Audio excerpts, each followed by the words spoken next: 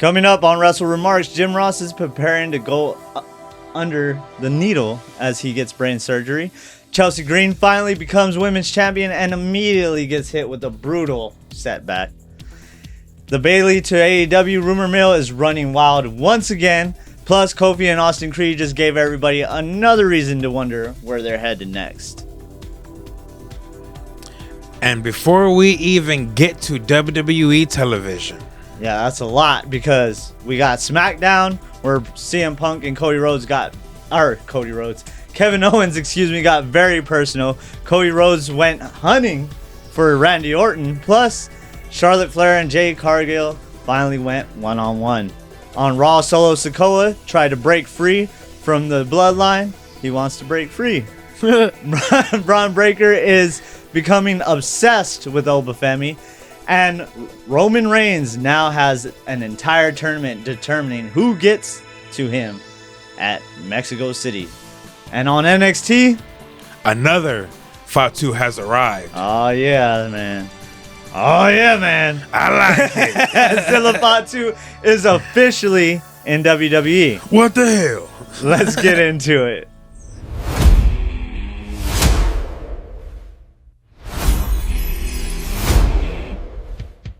Ladies and gentlemen, boys and girls, marks of all ages, welcome to another episode of Wrestle Remarks. I am your host, Chris, joined as always by my tag team partner, my co-host, my constituent here, sweet Pat, and we have a lot to get through this week. Apparently, wrestling decided SummerSlam being over meant everybody could calm down for approximately 0 days. Yeah, 0. You know how they have those things where accidents, 0. Because we got injuries, contract rumors, people jumping companies, or maybe not jumping companies, Bloodline drama on 3 different shows, and WWE apparently decided they weren't enough Samoans trying to kill everybody. Yeah, there's always room for the main one. Apparently, so let's stop wasting any time, because you know what time it is. It's time! It's time! It's New Lore time! And we're going to get into our most pressing thing, and that's Jim Ross preparing for brain surgery. We start with this serious one this week. WWE Hall of Famer and legendary commentator Jim Ross is preparing to undergo brain surgery. JR revealed that he's been dealing with memory and balance issues following what has already been a rough stretch health-wise, including another fall, and which was roughly a month ago that left him in the hospital for about a month. Yeah. Doctors believe excess fluid around his brain may be contributing to some of these problems, so the procedure will involve placing a tube that will help drain that fluid. JR thanked everybody for the outpouring of support and says he remains optimistic.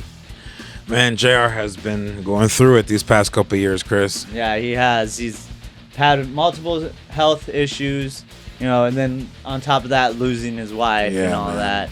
I'm sure it took a huge toll on him.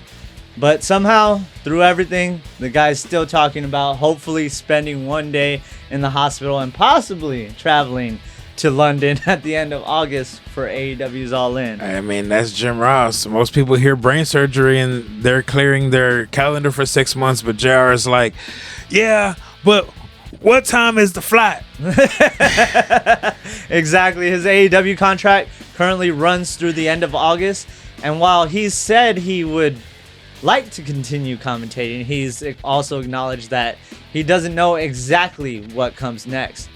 But so obviously wrestling right now takes a backseat here. We just hope everything goes smoothly, JR gets through the procedure safely, and we get to hear his voice calling some matches once again for as long as he wants to keep doing it. Jim Ross WWE confirmed. Moving on to ESPN's Joe Fortenbaugh. He says that ESPN is essentially experimenting with how they want to cover WWE, and his explanation was pretty interesting. Do you cater directly to wrestling fans and ask Seth Rollins about Roman Reigns and the match preparation, storyline history, or do you tell the casual sports fan, hey, Seth is a massive Chicago Bears fan, and use that as a doorway into wrestling for your casual viewers. I understand what they're trying to do.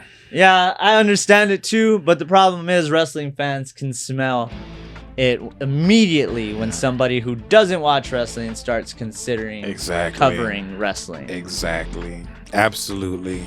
Roman Reigns, who is apparently part of something called the Bloodline. For real.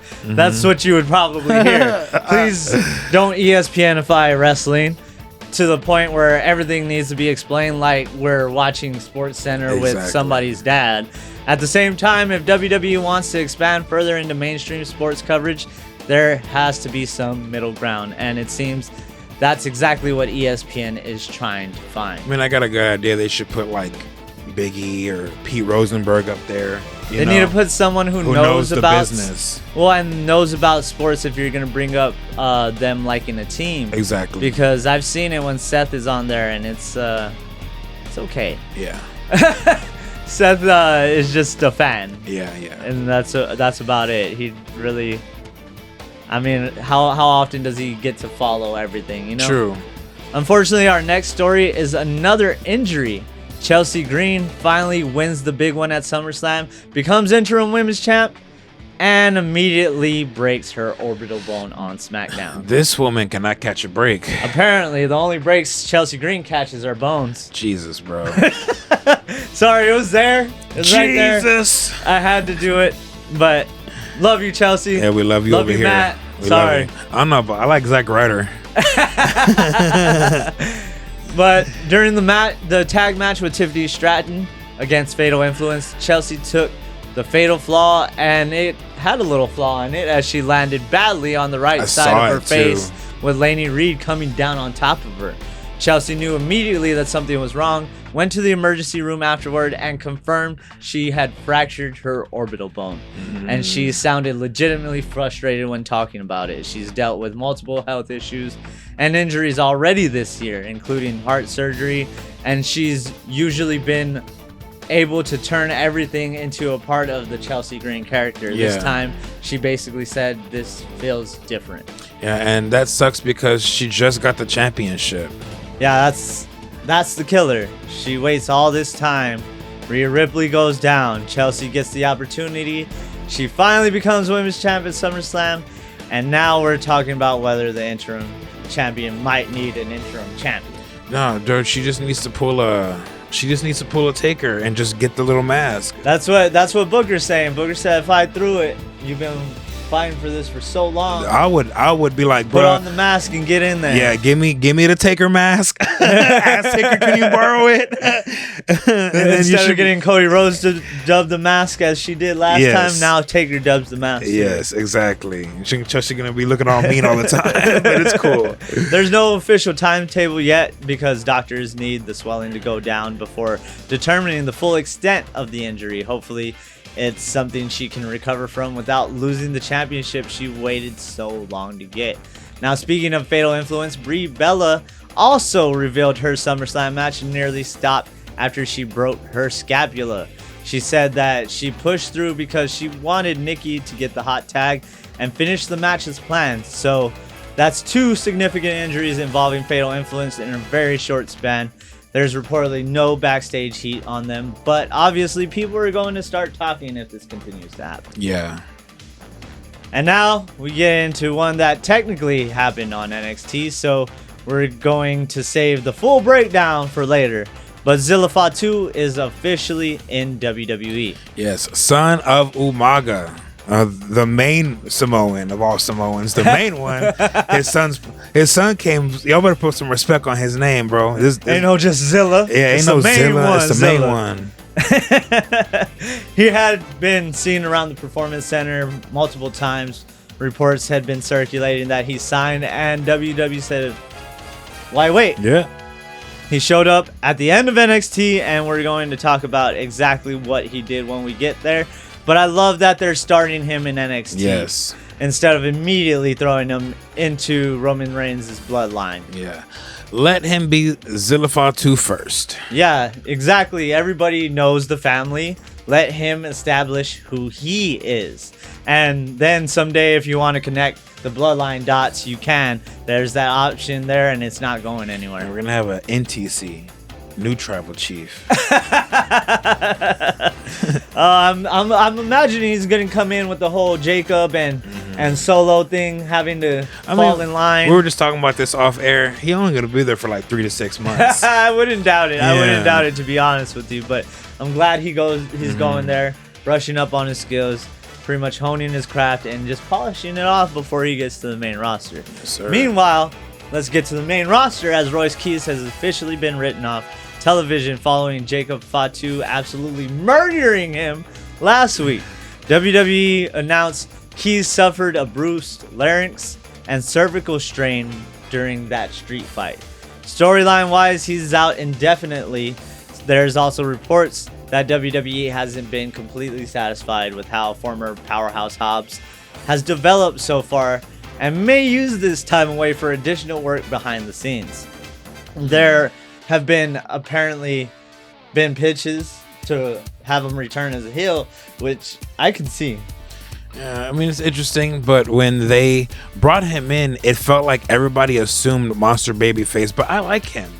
Like, I see a lot more character in him in WWE than I saw. They try to build him with the whole Stephanie McMahon thing, too. So that was also part of them trying to build him up, but not everybody watches the podcast, or at least Stephanie's. Sorry. I didn't mean that as a knock. I got you, Steph. Style and grace. Oh, man. And, of course, I don't think he's been bad. It's No, just, it hasn't. don't think that they've figured out what Royce Keys actually is yet. He looks like someone who can walk through walls. But beyond that, what's the character? No, I see what's that. the connection? If they're taking some time to figure that out rather than just abandoning the guy, that's probably better off for him long term. Yeah, I hope they do figure it out. Tessa Blanchard also talked about an old WWE tryout where William Regal basically asked her, if WWE doesn't sign her today, are you still going to be a wrestler? She said yes, and Regal told her to go get experience. Tessa admitted she felt defeated at the time, but instead of quitting, she traveled the world, Japan, China, Australia, Austria, the UK, learning just different wrestling styles. Eventually, that path took her to Impact Wrestling, or what used to be Impact Wrestling, now TNA, where she says she learned how to work on television and developed as a performer. Yeah, that's actually damn good advice from William Regal. Yeah, very Regal. He's saying, you know, if this isn't really what you want, prove you don't need, or if this is really what you want, prove you don't need WWE to keep doing it, you know? Yeah. And she did. She had some controversy there for a while. She came back. She was in TNA for a while, but left for CMLL, which we talked about. But now, let's talk about, since we're talking about people jumping ship, let's talk about it some more as we get into Bayley. Let's just pour gasoline on these rumors, because Bayley recently posted training footage with Mercedes Moné. The caption, all or nothing, baby. The song, all in. Oh, come on, man. Yeah, she knew what she was doing. You can't do that and then pretend you don't know what wrestling fans are going to do. Yeah, she knew exactly what she was doing. Within minutes, everybody went all in, double or nothing. Mercedes, Bayley to AEW confirmed. Except Brian Alvarez says people in AEW are apparently baffled by these teases, I guess you could call them. The belief is that Bayley's WWE contract still has significant time remaining, potentially into January, which would make the all-in appearance this year basically impossible. Dave Meltzer had previously reported that she has not signed a new deal with WWE, so there may eventually be a story there. Yeah. But Bayley appearing at All In, you got to pump the brakes there. Yeah, she's trolling, obviously. Ding dong, dummy, hello. Hello. And it worked beautifully in her favor, of course. WWE also has an interesting developmental plan for Elijah Holyfield, the son of Evander Holyfield. Rather than putting him through the normal NXT path. The former NFL player is heading to AAA. And reportedly, the goal isn't simply go to Mexico for some seasoning. WWE wants to develop wrestlers that are specifically viewed as AAA stars. I like that. That actually makes a lot of sense. And if WWE are serious about AAA long term, you can't build an entire thing around Penta and Rey Fénix popping in whenever Raw or SmackDown don't need them. Yeah. You need people that identify with AAA. I love it and I hate it at the same time because then you're still kind of neglecting the actual AAA talent. Yeah. But Holyfield apparently gets his chance to become one of those names. And Shawn Michaels told him on LFG that he'll also have the opportunity to work with his old LFG coach in The Undertaker. Yeah, just make sure he don't got no earrings or necklaces on so Taker don't get mad. Now, Kofi Kingston and Xavier Woods, or Kofi and Austin Creed now, have their first notable booking since leaving WWE. They're heading to Chris Jericho's Rockin' Wrestling Rager at Sea in November. Here we go. Oh, here we go again. And immediately, the new day is coming to AEW. Everybody goes crazy. Yay. But pump the brakes once again. They're booked for that Jericho cruise, and that's all we know. Could it eventually lead somewhere? Sure. Their non-competes are done. They're free to go wherever they want. But appearing on Chris Jericho's cruise does not automatically mean Tony Khan slid an AEW contract under their cabin door. Yet. Yeah, yet. Because, it's probably going to happen. I see Kofi and It's more than likely going to happen. Kofi and Austin in the Hurt Business. Oh, man. That mean the Hurt Business be pretty big, no? I mean, a lot of people in the Hurt how many factions do they got with multiple people in there already? Touche. Now, The Rock is officially being inducted into as a Disney legend at D23. Nah. And the honor recognizes his overall entertainment career and especially his relationship with Disney through Moana, where he's voiced Maui and also returned in the role as a live-action version.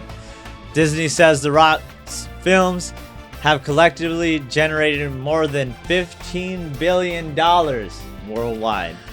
That's impressive. $15 billion is impressive, but $15 billion is impressive. From Rocky Maivia to Disney legend, from WWE legend to Disney legend, there are many wrestlers there where they can't genuinely say that wrestling was only a part of their career, but Yeah. Rock is one of them. Yes. He's known more for his movies than he is for wrestling. Yeah, but I don't think his Disney movies are that dang big to give him a The legend. game plan. Come on, fam. You knew I was gonna That's bring that one about up. it. and then these Moana movies. Was he the one? Was Disney the Tooth Fairy as well? Most likely. I can't remember if that was a Disney movie or not. But since we were talking about the Rockin' Wrestling Rager, let's get to Chris Jericho. He's explained why he stayed with AEW instead of returning to WWE. And his reasoning was simple. He helped start AEW. Yeah. Jericho said he worked in WWE, WCW, ECW, New Japan, CMLL, but he didn't help create those companies. AEW is different. He took the risk at the beginning, has watched it grow, and feels like staying loyal to something he helped build adds to his legacy. He also said AEW has never focused on being WWE.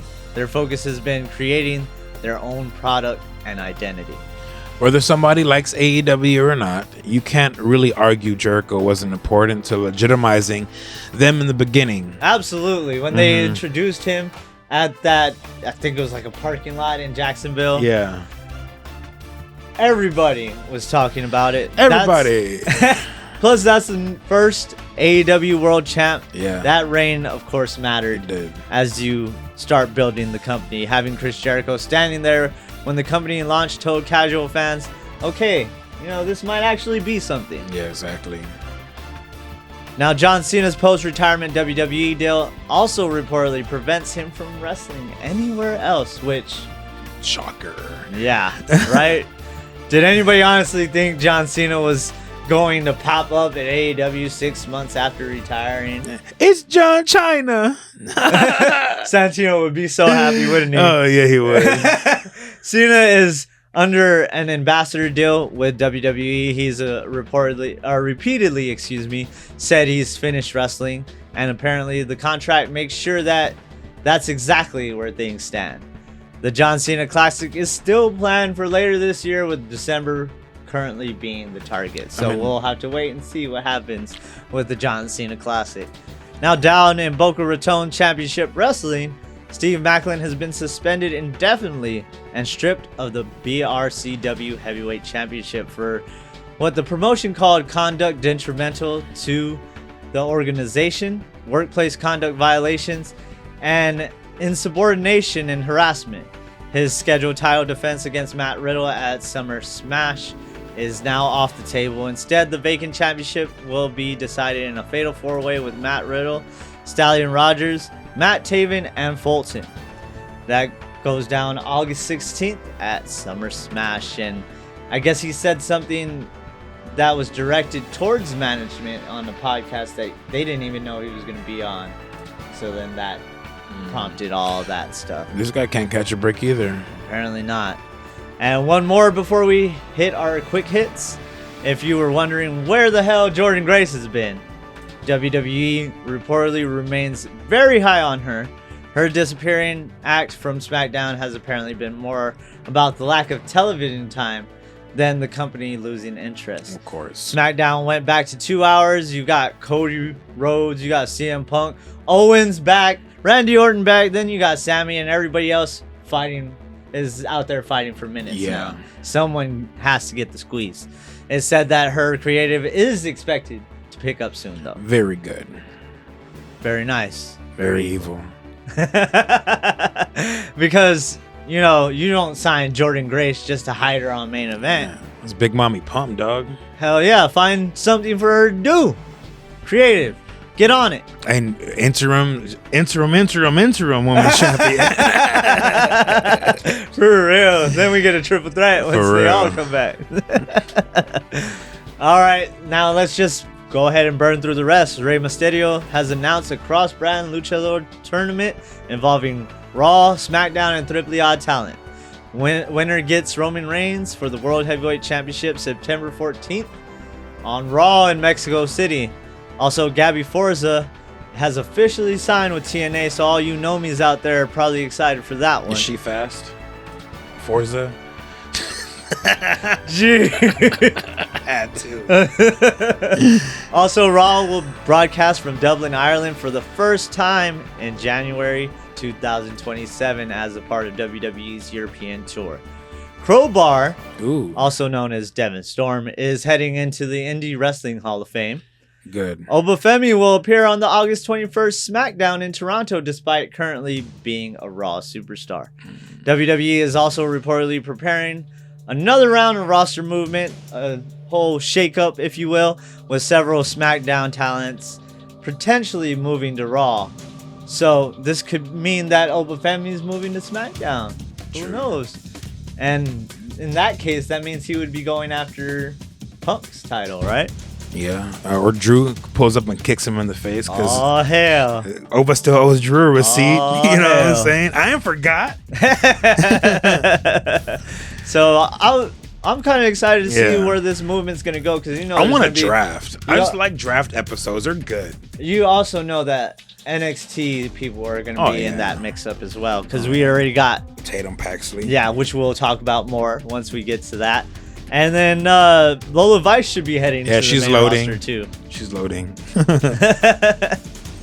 Pat McAfee remains listed as an active superstar on WWE.com despite indicating after WrestleMania that his wrestling run was probably finished. They need another Pat, if you know what I mean, in WWE. They need another Chris too. Yeah. Not Chris Chris who? Chris Hero, Chris Van Fleet, which one? How dare you? AEW All Out is up over 6,000 tickets distributed finally, according to WrestleTix. So they got a nice bump. I believe before that they were only sitting at about 3,000, or it might have been 4. But they even moved to another venue. It's going to be located in Chicago. They're also going up against Triple A's Worlds Collide, so that's good news for them, given that they're going to be in the same market. Yeah. Now Brock Lesnar has already been at long odds with the NFL. You know, becoming undrafted free agent, and you know he wasn't drafted. They picked him up. Dang. The Saints picked him up after he went undrafted, but he took another hit after a suspension for violating the league's performance-enhancing substance policy, generating speculation that there could be an eventual move to wrestling, because he's already the odds of being all right. You already went undrafted. The odds of being picked up are minuscule already, but they picked him up for practice. But then they're already talking about how he's gonna have about a 6-game suspension. So, but that's in the regular season. So they could possibly have him there for what's it called, the preseason, and maybe be impressed and keep him. But after being undrafted and then getting suspended over substance, I don't know. That's a long shot. I mean, he just picked the wrong career path. He knew what he needed to do. Brock and Bron. Yes, sir. Now, UFC's Michael Chandler was spotted at WWE Performance Center. No word on exactly why just yet, although he's publicly expressed interest in wrestling before. Kairi Sane is now represented by Barry Bloom after becoming a free agent, which will naturally create AEW buzz and speculation because Bloom represents several major AEW names, including Kenny Omega. I think he also represents Will Ospreay, and I can't remember all the names, but he represents a lot of the main talent. So a lot of people are already connecting the dots. Kairi Sane to AEW confirmed? I guess so. And David Arquette says that he was once scheduled to appear with Chris Jericho on AEW, flew himself out to the show, and only after getting there discovered plans had been dropped. I mean, that is brutal, but I don't want to see him back in another wrestling ring. It would have been perfect for what Jericho was doing at the time. True. But imagine buying your own plane ticket just to get there and somebody goes, "Oh yeah, nobody called David Arquette?" Come on, man. I was ready to rumble. Yes. I turn around and fly home immediately and then talk crap about Tony Khan. Anyways, that was your newswire. Now let's get down to the nitty and gritty. The shows that went down this week. SmackDown from Philadelphia opened with Cody Rhodes looking for Randy Orton after that drive-by RKO at SummerSlam. For real. Cody calls Randy out. Instead, CM Punk comes down.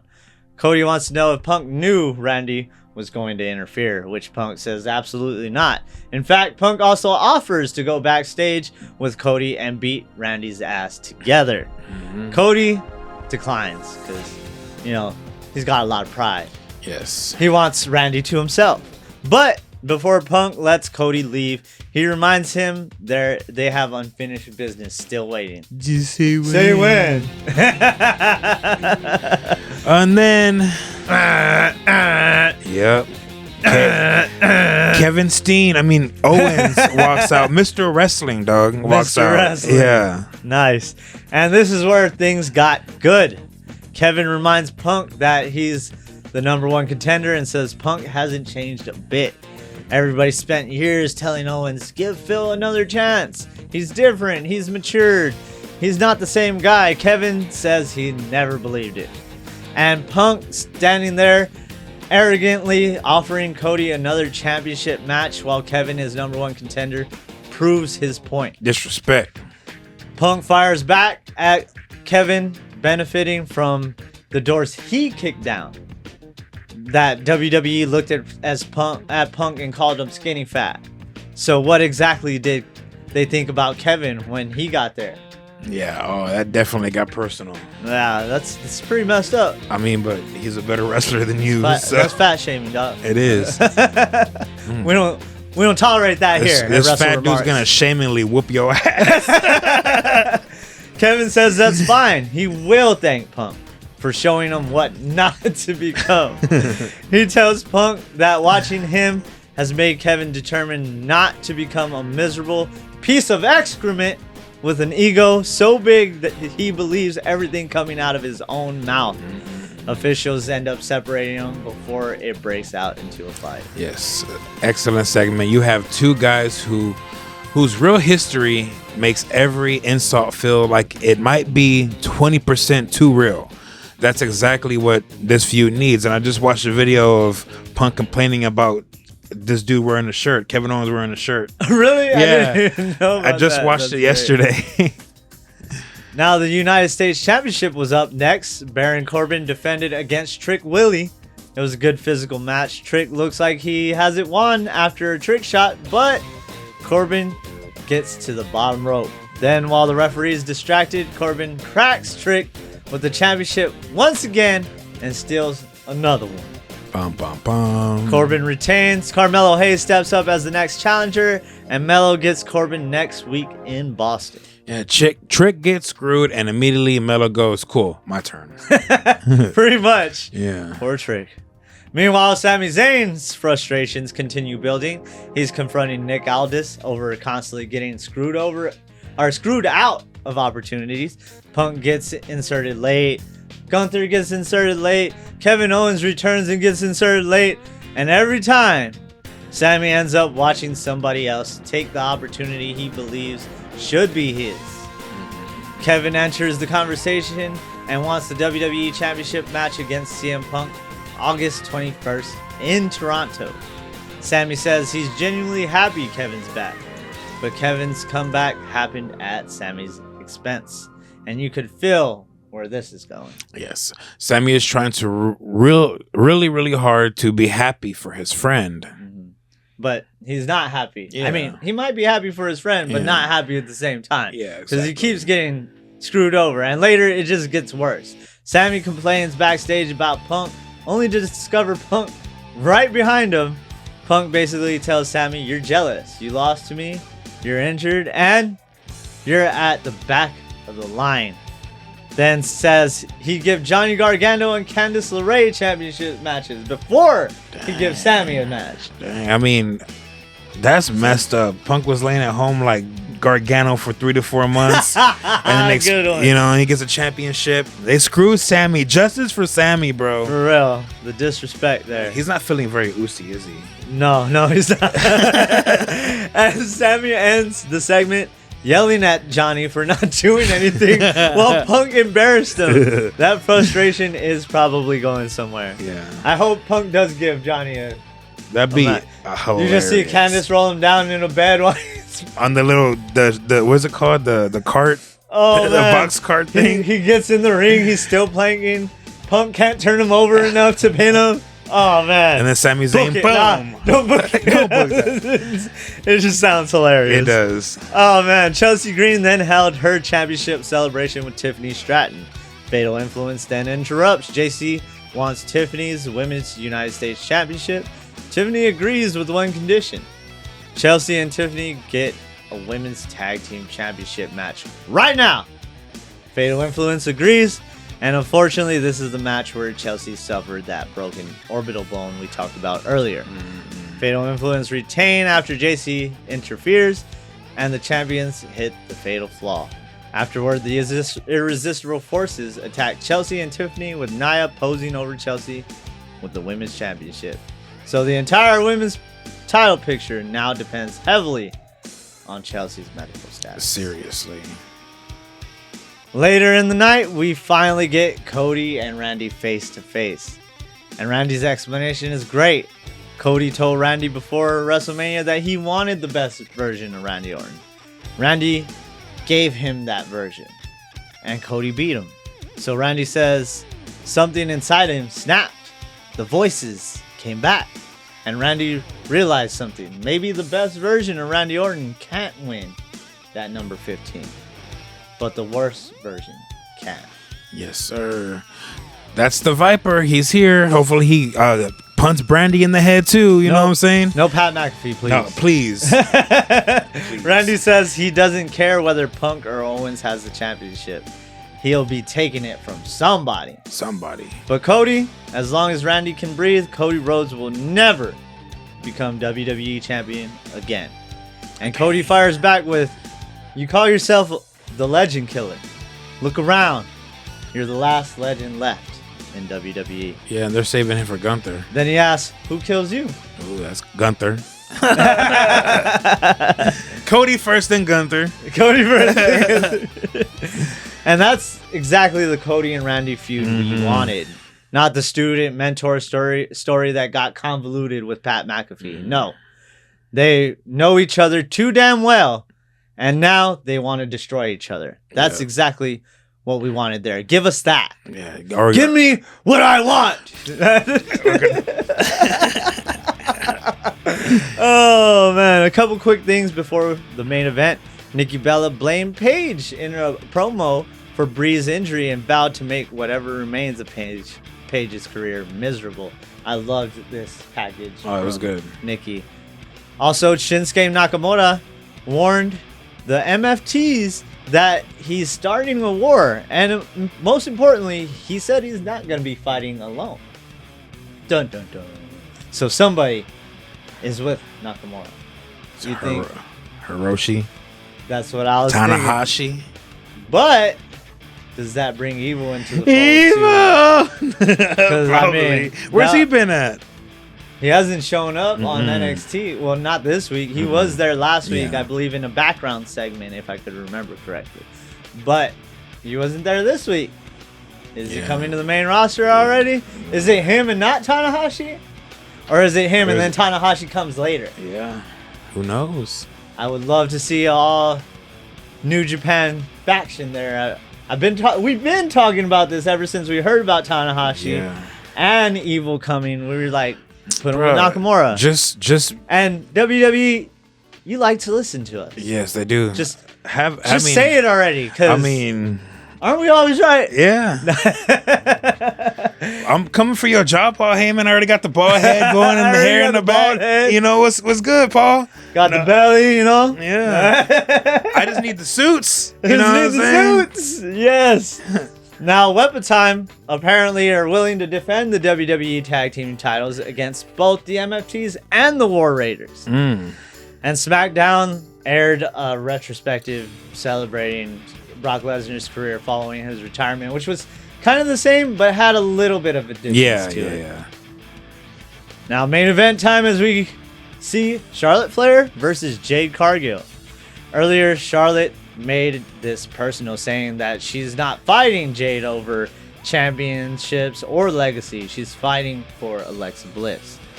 And after everything Jade did, Charlotte had to look at Alexa's daughter in the face and tell her mommy is going to be okay. The match itself gets plenty physical, but the baddies eventually interfere when Charlotte has the figure 8 locked in. Then Alexa Bliss's music hits. Ooh. Lights go out. And Alexa isn't alone. Tatum Paxley jumps off the top and wipes out the baddies. Charlotte escapes the Razor's Edge, hits Jade with the Sister Abigail DDT. Yes. And then follows it with a supernatural selection for the win. Charlotte, Alexa, and Tatum stand tall as SmackDown comes to an end. Good showing, and Punk and Owens plus Cody and Orton leave you wanting more. Also, now we want more of Tatum. What's going to happen? Yeah. Is Alexa and Tatum going to be the tag team now? Maybe. Is there going to be a rift between Lily's Charlotte? back. Yes, Lily was back too. Yeah. That too. So is Charlotte going to be the one that they kind of neglect as a friend and she's put by the wayside until she turns heel? Because I love Mia Hill Charlotte. Me too, bro. I don't care for face Charlotte at all. It's my girl, bro. Now, let's get into Raw. Raw opened with a confirmation, that Royce Keys is out indefinitely after what Jacob Fatu did to him. And that brings out Solo Sikoa. Solo is done with the Bloodline and calls them out. Instead, Jey Uso answered. I think Jay's music hit, didn't it? Yeah. And he came out to Jay's music. That was hilarious. Instead, Jay answers. Jay tells his little brother that there's only one way to solve this, and that's fall in line. Solo reminds Jay that he fell in line, and look what happened.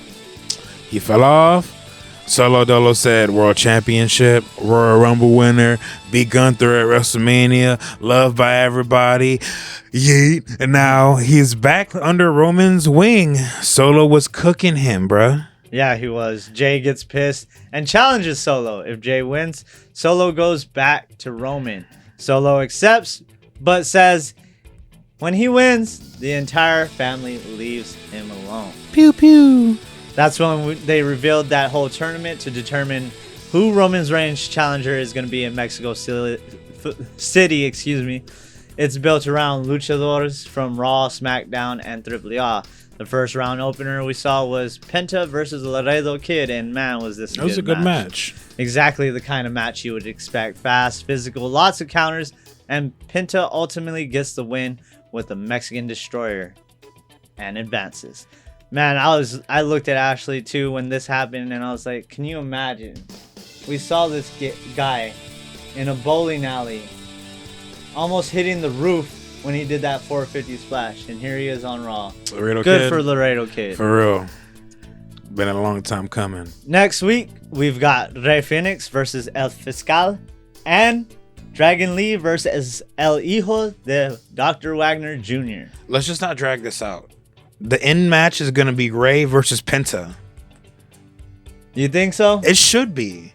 I just hate that they're doing it like I said with WWE talent. I would have liked to see something to the extent of a AAA talent winning it. Yeah, Pimpinella. But yeah, I'm pretty sure Penta's gonna take it. Yeah, he's gonna win the whole thing. I'm sure Penta's gonna win it.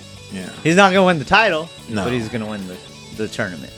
Meanwhile, Bron Breakker is having an existential crisis because Brock Lesnar called Oba Femi the future. Yeah, he's obsessed, definitely. During Austin Theory versus Akira Tozawa, Bron is barely paying attention. Theory beats Tozawa with the off switch, which looked brutal. Oh my god, I love the way Tozawa sells all his stuff. Oh yeah. Then Theory and the Vision try to continue beating Tozawa down. Oba Femi's music hits. Oba drops Theory and stares directly through Bron Breakker. Bron wants to fight. The officials keep them separated. And later, Bron finds Paul Heyman and asks the question. Do you think Oba Femi is the future? Heyman kind of just dances around it.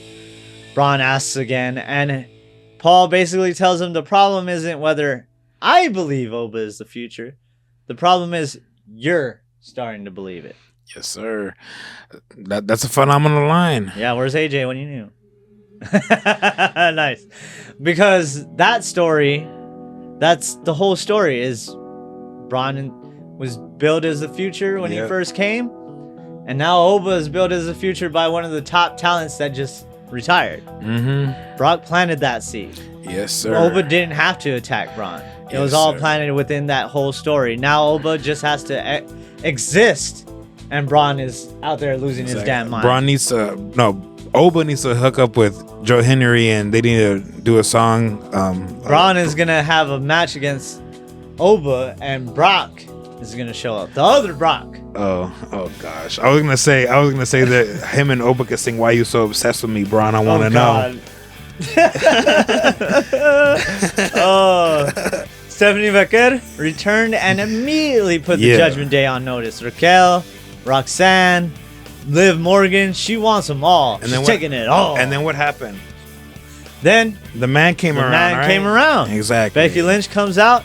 Becky says she's also wants to beat the hell out of Liv, but when it comes to the championship matches, that's her territory. Becky questions Becca's reliability, basically saying she's made a huge impact when she's actually here. Oh wow. Becca's response, respectfully, I don't care. Liv attacks Becky from behind. Becky fights her off, and we end with another Becky and Becca standoff because they end up beating Liv, and I think Raquel also came out, didn't she? Yeah. So it looks like Liv has multiple women circling that championship, and which is good because when's the last time we saw her defend? Right? Isn't that the whole 100 some days? Yeah. Isn't that the whole reason? Becky said she took it all the way back to Divas era. Oh man, Becky's cooking. She's so good. Dragon Lee also picked up a big win over Dominic Mysterio with the Operation Dragon. Dirty. But after the bell, Big Cass destroys Lee. Javon Evans comes out trying to make the save, but Cass lays him out too. So whatever Big Cass is doing right now, apparently violence is the entire mission statement right there. For real. What I loved about the Dragon Lee and Dominic match was when he did a tope. Did you recall that? Dahmer. No, when Dragon Lee did a tope and Michael Cole said, "Fly like a dragon." Oh, yeah. And Corey goes, "I never seen a dragon do a tope, Cole." And he's like, "That's what Dragon Lee likes to call it, fly like a dragon." He's like, "Tope." He's so dumb. Because as he called it, Corey called it a tope con hero. And he's like, "I ain't never seen a dragon do a tope." Oh man, good stuff. I love Corey at commentary. So LA Knight continues trying to force his way into the whole Roman Reigns orbit. Yeah. He even shows up with a lucha mask and basically says, "Fine, if this stupid tournament is only for luchadors, I'm a luchador now." Problem solved. Yeah. I got a whole other El Grande Americano thing going on again. Adam Pearce tells him no, but promises Knight that once the tournament is over, he'll find a way for LA Knight to earn a shot.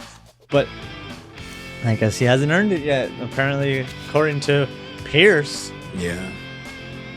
Then Knight runs into Jacob Fatu. Jacob says if Roman gave him the green light, he'd dog walk his head. Then Knight points out that Roman specifically told Jacob not to touch him. So Knight tells Jacob to go get a permission slip from his little tribal daddy. Great line there. Next, Sol Ruca teamed with Io Sky against Roxanne Perez and Raquel Rodriguez. Sol gets the win by hitting a Pop Rocks counter into a Soul Snatcher on Roxanne. Afterward, Lyra Valkyria confronts Sol backstage, and that Women's Intercontinental Championship tension continues to build. Lyra basically asks, "If I can't get my title back, what makes you think you can?" So asks Lyra, what has Lyra done lately to deserve this opportunity? So things then get heated, and Io asks So afterwards, "Is Lyra okay?" No, she said, "Ill." Yeah. Is she okay? Yeah. Nah, Sister Abigail is not okay, bruh. She needs a nap, according to Sol. That's what Sol said. Speaking of which, we're talking about the Intercontinental title. There's no more barbed wire on it. Yeah, they took off the barbed wire. I like that. I don't know. I didn't care for it. I didn't see no point in the barbed wire. Me too, I guess. Maybe if you were doing a lot of hardcore matches, yeah, barbed wire. No, but Raquel's hardcore. Anyway, let's get to the main event. Raquel, you see that? You make a clip. I love Raquel, but I mean, the barbed wire was dumb. At least I thought so. I don't think so. Big Mommy cool. Jey Uso versus Solo Sikoa in our main event, and if Jey wins, Solo gets delivered to Roman Reigns next week. And wouldn't you know it, Jimmy Uso gets involved. Solo hits Jimmy with the Samoan Spike. That distraction allows Jey to get the spear, hit the Uso splash, and get the win. So Roman gets what he wants. Next week, Solo Sikoa is being delivered to the Tribal Chief. Which sounds totally normal when you say it like that. Yeah, special delivery for Mr. Roman Reigns. Sign here for a whole ass person. So that's Raw. Also, congratulations to Bianca Belair and Montez Ford on welcoming their son Romeo Leonardo Allen Crawford. That's a mouthful. Might as well put Donatello and Raphael in there too. And WWE announced the 40th Royal Rumble will take place February 2027 from State Farm Stadium, in Arizona. Now on to NXT, and February 2027, so it's not gonna be in January no more. Oh wow, yeah. Yeah, that just clicked. I wonder what they're gonna hold in January. Maybe a bigger build, like a longer, yeah. True. Now on to NXT. NXT opens with Lizzie Rain looking for Shawn Spears, but he's nowhere to be found. The Colleen tells her she's been abandoned. They told you this would happen. And instead, EK Prosper steps up, but this is after the fact, after Nico Vance gets tagged in, and Lizzie tries to take him on by herself. So now Lizzie has a surprise partner, Prosper, and Rain ultimately pull off the upset over the Culling, with Prosper hitting the moonsault for the win. So Spears leaves Lizzie hanging, and somebody else immediately steps up. That right there could get interesting, and I would assume that the Culling took him out, right? Yeah. Well, it makes sense. I mean, why else would they say something? Exactly. Also, why are they still called the Culling? For real. There's just two people. Don't understand it. Bring somebody else in it. Now, Callie Armstrong comes out demanding the next NXT Women's Championship opportunity. Kalani Jordan interrupts and says Callie needs to get behind her. Then Kendo Gray comes out with Ren St. Clair. Kendall still dealing with that ear injury and technically isn't medically cleared yet, but she's got a championship contract. No tournament, no contenders match. Kendall tells Kalani, pick the time, pick the place. Kalani chooses NXT Heatwave, so it's official. Kendall Gray versus Kalani Jordan for the NXT Women's Championship at Heatwave. Callie doesn't appreciate being told she's next after Kalani and knocks Kendall down. Ren jumps in. Kalani and Callie briefly team up on Ren before staring each other down. That women's championship division stays messy, man.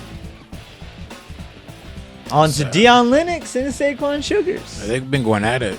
Yeah, they have. Dark State interferes repeatedly, as they usually do, and eventually helps Lennox win with the Emerald Flosion.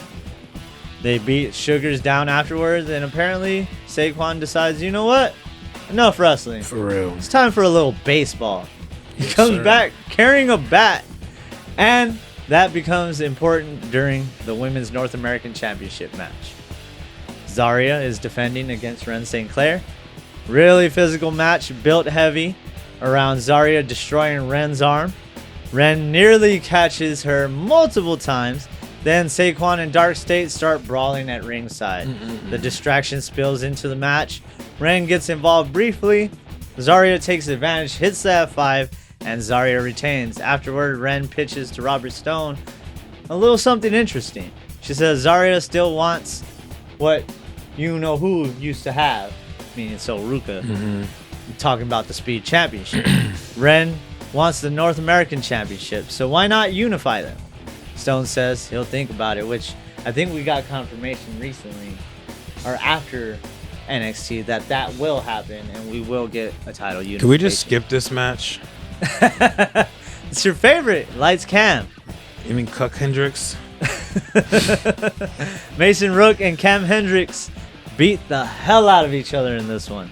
Rook looks like he's rolling until Hendricks removes that turnbuckle pad.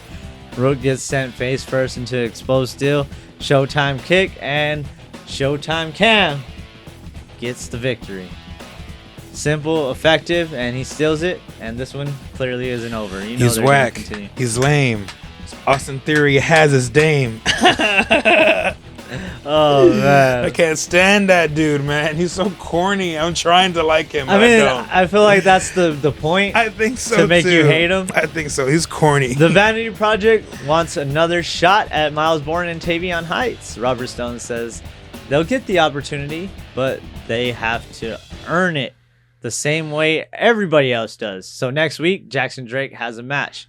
If Drake wins, he gets the North American Championship opportunity, and Swipe Right get their tag team rematch.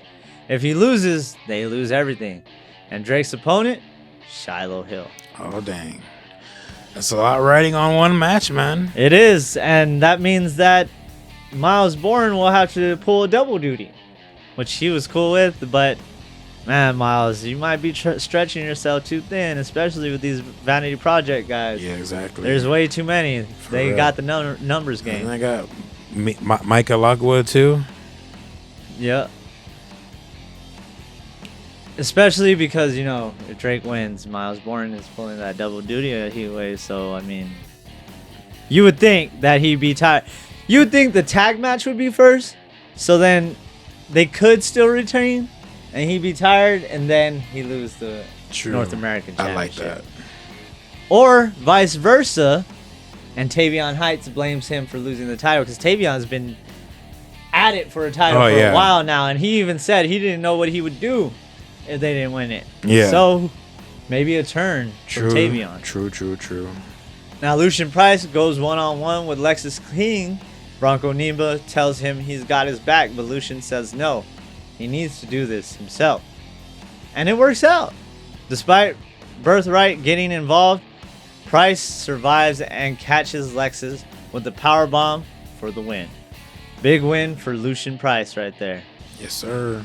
NXT and AAA are also expanding their relationship. Rey Mysterio and Robert Stone set up a fatal 4-way to determine the next challenger for Rey Fénix's AAA World Cruiserweight Championship. We got EK Prosper, La Parca, Romeo Moreno, and Tristan Angels. Winner moves on to challenge Rey Fénix. Now we get to the main event with Grayson Waller and Cruz Montana. And then we get to that part of the match where the main one shows up. Now the winner is supposed to become #1 contender for Tony D'Angelo's championship. Tony joins commentary. Cruz and Waller go at it for a while. They're throwing everything at each other, and Montana looks like he's finally got Waller lined up for the spin the block. And then business picks up. Zilla Fatu shows up. Zilla storms the ring and destroys the match. Pop-up Samoan drop, running Samoan spike to Waller, flying splashes. Referee throws the whole thing out. No contest. Yes, sir. And then Zilla turns his attention to Tony D'Angelo. I need that. The main one is here. Yes, welcome to the main one. Penitentiary. For real. Welcome to WWE, man. That's how you make a debut. No 20-minute intro promo, no video package explaining his entire family bloodline. You wanted Zilla? Zilla here now. He walked into the main event, destroyed both guys fighting for the championship opportunity, and looks directly at the champion. You're Umaga's son. Exactly. Umanga. Umanga. Umanga. Everybody already understands the visual. Now you make them understand Zilla Fatu. For real. And really, do you think NXT is the right place for him? Because, yes, obviously, everybody's first instinct is Bloodline. Exactly. But let him get his reps. Let him develop his character. Yeah. Let him build his own identity. Exactly. Then, if he eventually walks into Raw and stands across from or with Roman Reigns, it just means more after that. Yeah, and with the way this family operates, that day is coming eventually. Oh, absolutely. Yeah. And it's not going to be long. You don't introduce Umaga's son into WWE while Roman Reigns is the World Heavyweight Champion and the Bloodline is tearing Raw apart without knowing that card is sitting in your hand. Exactly. But the question is, when do they play It it? doesn't matter. There is no... Well, WWE, when they play it, In a month? that card isn't in Roman's back pocket, though. You think that card is in Jacob's back pocket. That's how he gets. That's how he gets out. I can see it. Yeah. And that is where we wrap up episode 56. Oh yeah, I guess I should do an honorable mention on the whole Avery Styles thing. Yes. Which, I didn't really want to get into because we didn't want to give this guy any clout. I'm AJ freaking Styles' son, Avery freaking Styles. You go stack up the chairs, boy. Avery Styles sold more tickets than he did. Well, that's what Cody said. Yeah. Yeah. Just because of the name. Yeah. I get it. It sucks that, you're doing the work. But don't be mad at the kid that is a son of a legend. Yeah, don't be mad because you're a legendary chair stacker and he's not. Apparently, because this dude's been wrestling since 2001. Yeah. Hasn't had anything huge like 2001. that. So, you're sitting there being salty over something that you shouldn't even really care about. Like, you know that's how this is gonna happen. So just get over it and do your business. His dude should have been like, Avery should have been like, you talk about your chairs, talk about me not stacking them. Avery 316 says I just whipped your ass. God. But yeah, that is where we wrap up episode 56. Another week where SummerSlam feels like it created more stories than it actually finished. CM Punk has Kevin Owens coming for his championship. Cody Rhodes and Randy Orton officially want to kill each other. Solo is getting dragged back in front of Roman Reigns. Bron Breakker is slowly losing his mind because everybody keeps calling Oba Femi the future. Ooh. Chelsea Green finally got her championship, and now we have no idea what happens next, unfortunately. And NXT just added another Fatu to WWE. One. As always, let us know what you thought. Is Kevin Owens the guy to take the WWE Championship from CM Punk? Yeah. Are we finally getting a fully unleashed Randy Orton? Please. What does Roman do with Solo next week? Does Bron Breakker eventually snap and go after Oba Femi? And most importantly, what do you want to see WWE do with ZILLA FATU? Keep him completely separate from the Bloodline? Or is he joining Roman and the family? Is that inevitable? Make sure you like, subscribe, follow, comment, all the usual stuff wherever you're watching or listening. For Pat, I'm Chris, and this was your Wrestle Remarks.